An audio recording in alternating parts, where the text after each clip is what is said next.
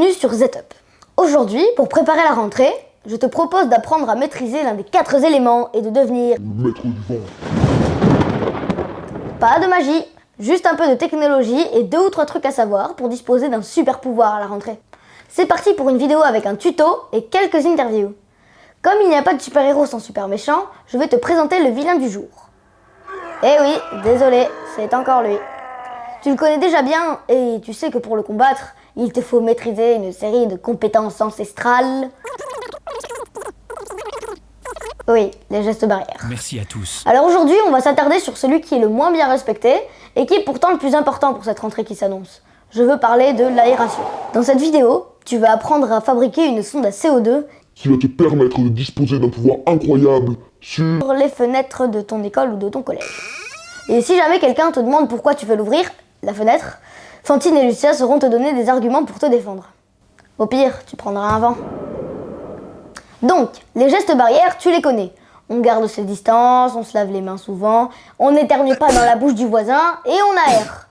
C'est ma copine Fantine, de la chaîne Fantine et Hippocrate, une super chaîne que je te conseille de suivre, qui va nous expliquer tout ça.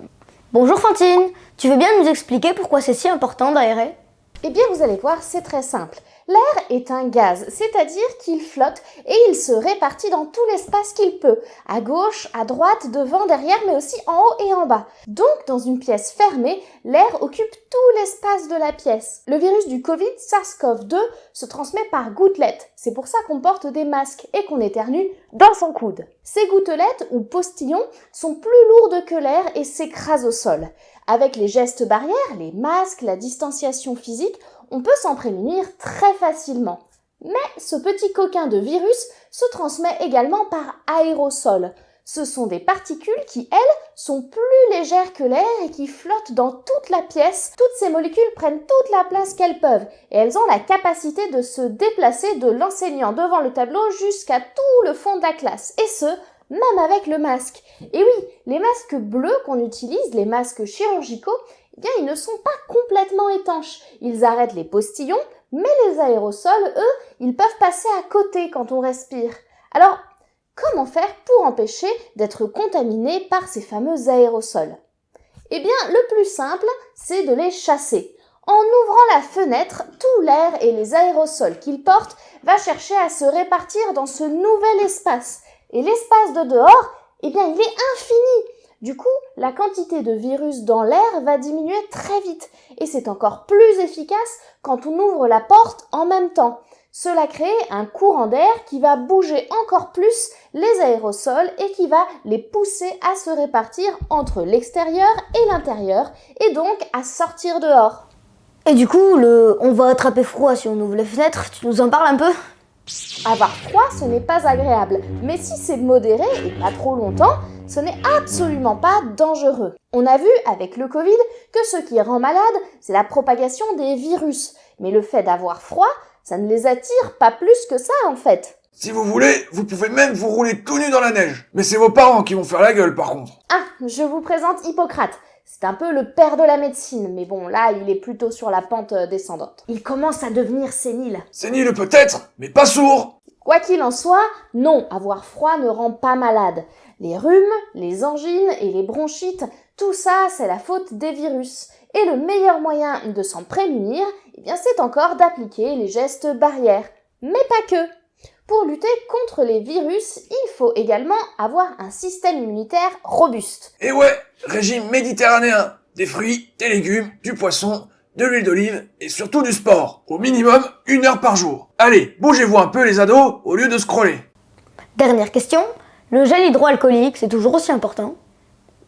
Malheureusement, oui, parce que l'aération, ça diminue la quantité de virus dans l'air, mais il n'y en a pas que là. Donc c'est toujours important de bien faire le ménage pour éliminer le virus sur les surfaces, mais aussi de se laver les mains pour les enlever, de nos mains. Le problème du gel hydroalcoolique, c'est que ça peut abîmer la peau, ça la rend un peu sèche. Alors si tu as les mains sèches et abîmées, eh bien à la place, tu peux te laver les mains avec de l'eau et du savon. C'est un peu moins efficace, mais si c'est bien fait, ça reste toujours très bien. Ok Fantine, merci pour ces explications.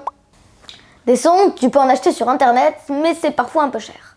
Et pourtant, c'est pas très compliqué d'en fabriquer une soi-même. Ça peut même être une activité très intéressante en cours de techno. Pour fabriquer ta sonde à CO2, tu as besoin d'une carte TTGO qui coûte une vingtaine d'euros, d'un capteur à CO2 qui coûte environ 40 euros, je te mets les liens en description, d'un fer à souder et de fils, d'une imprimante 3D et d'Arabella pour te guider dans cette aventure.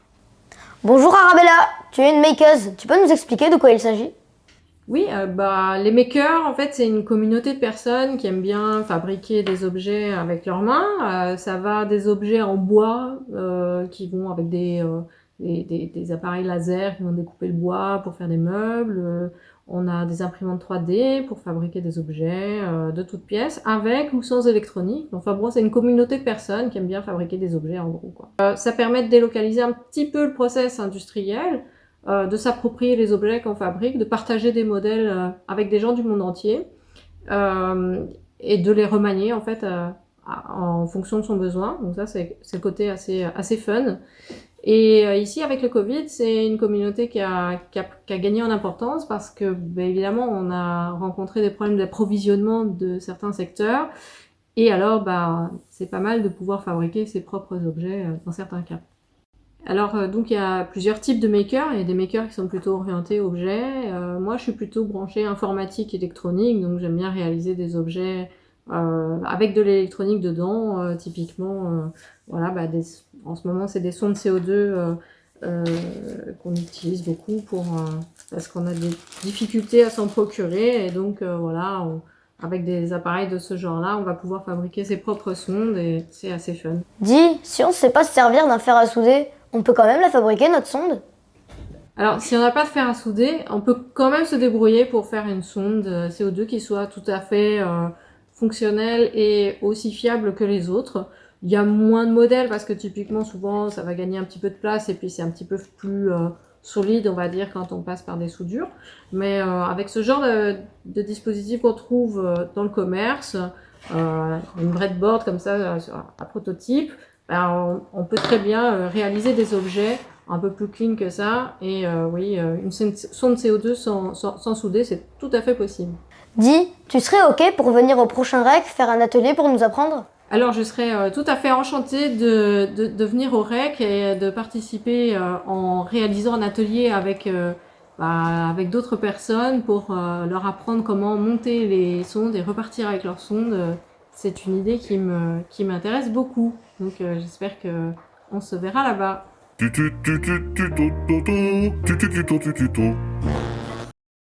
Ok, c'est parti. La première étape, c'est d'assembler le TTGO avec le capteur. Pour cela, il suffit juste de souder 4 fils.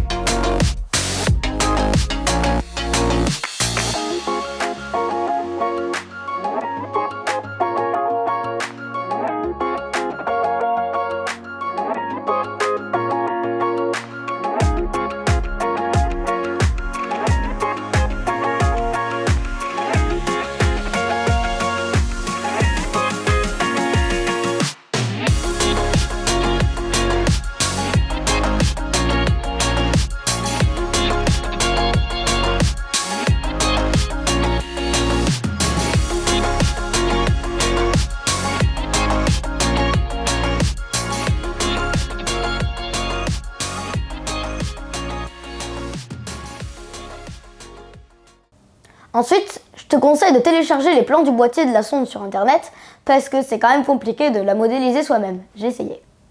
Il reste maintenant à installer le programme qui va piloter la sonde et t'alerter lorsqu'il faudra aérer.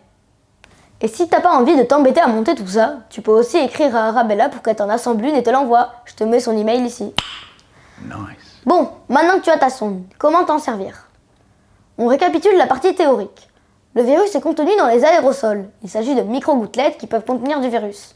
Ces gouttelettes restent en suspension dans l'air pendant plusieurs heures si on ne fait pas de courant d'air. Alors t'imagines quand t'es à la cantine avec tous les copains, sans masque parce que tu manges, le nombre de gouttelettes qui se promènent. À ce propos, un truc, ce qui est vraiment important, c'est de faire des courants d'air, pas d'ouvrir simplement une fenêtre, sinon tu les fais juste danser tes gouttelettes. Maintenant la sonde. On sait que la quantité de virus est corrélée à la quantité de CO2 dans l'air. C'est donc un bon moyen d'indiquer la potentielle concentration de virus dans une pièce. Les scientifiques ont établi qu'un taux en dessous de 800 ppm, parties par million, c'est en gros l'unité de mesure de la sonde, était recommandé pour lutter contre la Covid. La sonde indique 3 valeurs avec 3 couleurs. Vert, en dessous de 800 ppm, c'est bon, t'es en sécurité. Jaune, entre 800 ppm et 1000 ppm, nécessité d'aérer, ça devient risqué. Et rouge, au-dessus de 1000 ppm, dans un lieu fréquenté, il vaut mieux quitter la pièce parce que là vraiment ça craint. Pour savoir si elle est bien étalonnée, il suffit de la tester en plein air. La valeur doit être alors autour de 410 ppm, hors pic de pollution. N'oublie pas de te positionner au milieu de la pièce, à environ 1,5 m de hauteur, et de t'éloigner des portes, fenêtres ou autres lieux d'aération. Et voilà, tu sais maintenant comment ça marche une sonde à CO2 et comment en fabriquer une. Cela te permettra peut-être d'éviter d'être contaminé ou de contaminer quelqu'un, comme par exemple tes grands-parents, qui sont plus fragiles face au virus. Bref, une arme, le pouvoir de contrôler les fenêtres et peut-être de quoi sauver des vies.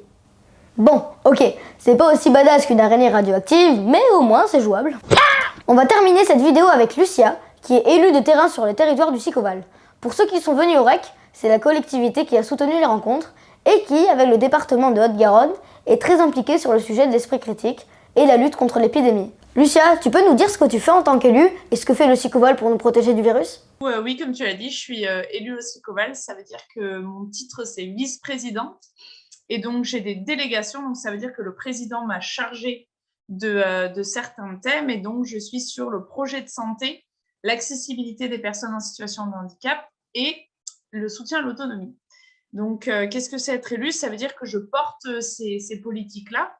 Ça veut dire que conjointement avec les services qui travaillent tous les jours au Sicoval, on met en place des actions, des politiques publiques sur ces thématiques-là. Et donc, c'est pour ça qu'aujourd'hui, je suis venue te rencontrer pour discuter un petit peu plus sur la question de la santé. En tant qu'élue au Sicoval, bien évidemment, il y a la question de l'information et de la sensibilisation. Donc, c'est pour ça aussi que je suis là, à ton invitation. C'est aussi, par exemple, rappeler sur cette question de sensibilisation les gestes barrières, la nécessité des masques, la nécessité d'aérer les pièces, la nécessité de justement éviter des gros rassemblements dans des espaces clos. Il y a évidemment la question de pouvoir permettre, grâce à des centres de vaccination, la vaccination, donc pour du coup permettre de lutter efficacement contre le virus. Et c'est surtout aussi proposer et soutenir en fait des initiatives sur le territoire du Sicoval, sur les 36 communes, qui sont autour de la protection des citoyens justement sur ces questions de santé. Merci Lucia, à bientôt. Voilà, cette vidéo est terminée.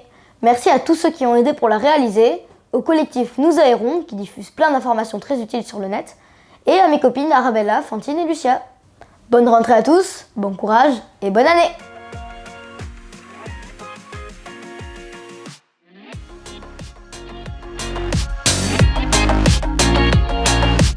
Si t'erres pas, t'as tort.